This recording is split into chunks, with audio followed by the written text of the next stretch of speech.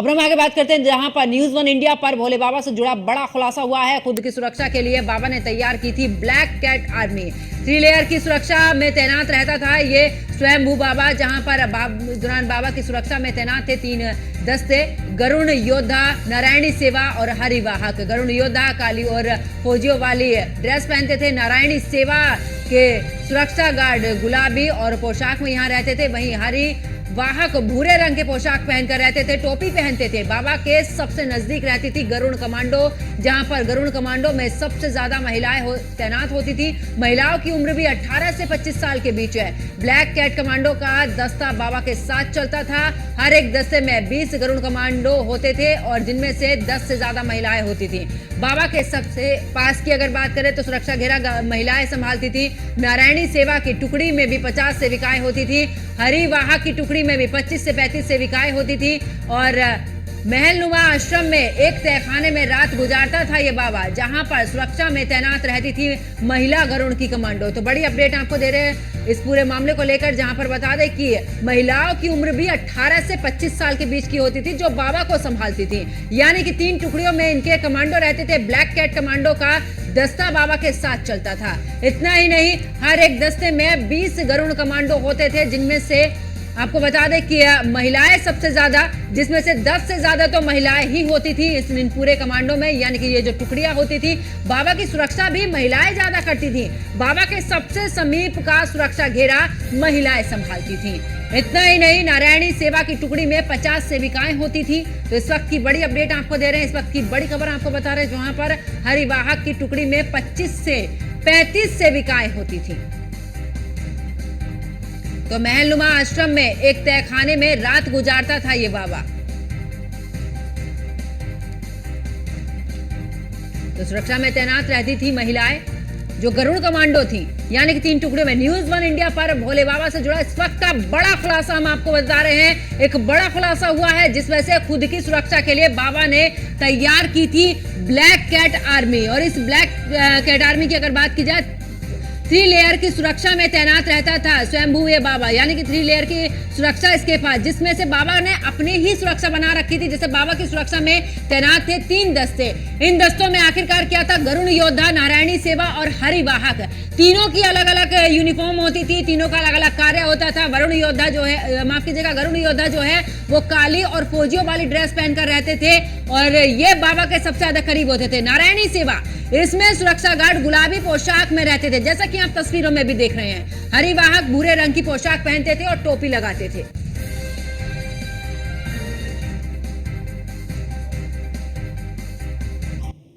तो हाथरस में जिस तरीके से यह हादसा हुआ, 122 लोगों की इसमें जान चली गई। इसी पर हमारे संवाददाता अतुल शर्मा ने मौके पर पहुंचे और पूरा जायजा लिया कि आखिरकार किस तरीके से वहां पर यह घटना हुई।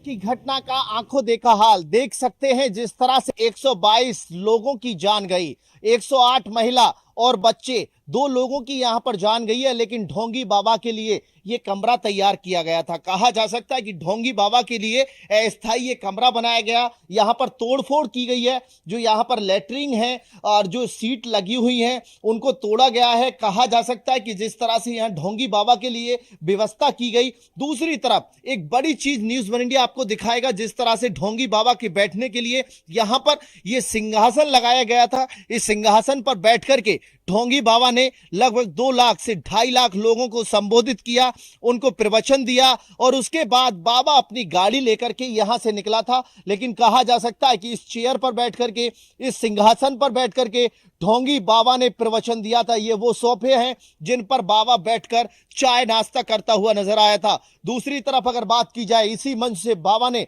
लोगों को प्रवचन दिया और दूसरी तरफ अगर बात की जाए, यहां बैठकर के आराम फरमाता हुआ बाबा नजर आया था। लेकिन दूसरी तरफ देखा जा सकता है कि जिस तरह से ये ढोंगी बाबा के यहां अगर बात की जाए, सत्संग में काफी तादाद में लोग पहुंचे थे।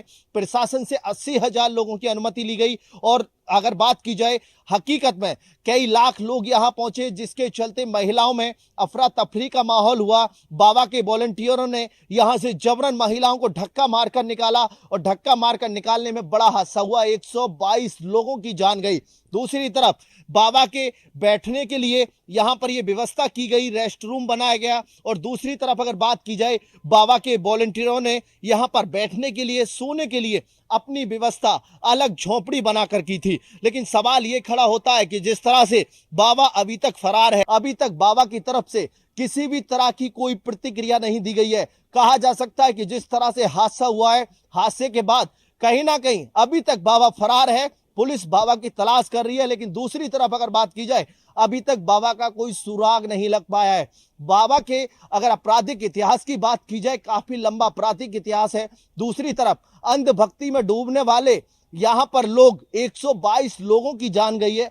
लगभग अगर आम जनता की बात की जाए, हर व्यक्ति की बात की जाए, लोग अपील कर रहे हैं इस तरह से अंधभक्ति में ना फंसे, ना किसी पर भरोसा करें। लेकिन कहा जा सकता है कि बाबा यहां पर प्रवचन देने के बाद इस रास्ते से यह मुख्य द्वार बनाया गया था। बाबा यहां तक गाड़ी से आता, वापस जाता है, लेकिन आम जनता बाबा के गाड़ी के नीचे की धूल को सर से लगाने के लिए, माथे से लगाने के लिए, उद्धार कराने के लिए भागती है। और उसके बाद ये बड़ा हादसा हो जाता है। अभी तक की अगर बात की जाए, 122 लोगों की मौत की पुष्टि हो चुकी है, 250 से ज्यादा लोग घायल हैं, कई ऐसे लोग हैं जो गंभीर अवस्था में हैं। लेकिन अभी तक की अगर बात की जाए तो प्रशासन की टीम लगातार मजिस्ट्रेट जांच की बात सामने आ रही है। मुख्यमंत्री को पहुंचने के बाद यहां पर मजिस्ट्रेट जांच की बात आई है। उप मुख्यमंत्री ने पहुंच करके स्वास्थ्य विभाग के जो सीएससी है उसका जायजा लिया है। यहां पर साफ निर्देश दिए गए हैं, जिस तरह से बड़ी लापरवाही स्वास्थ्य विभाग की तरफ से बरती गई, कई लोगों की जान जाने से बच सकती थी। लेकिन उसी बीच अगर बात की जाए, स्वास्थ्य विभाग की बड़ी लापरवाही देखने को मिली थी।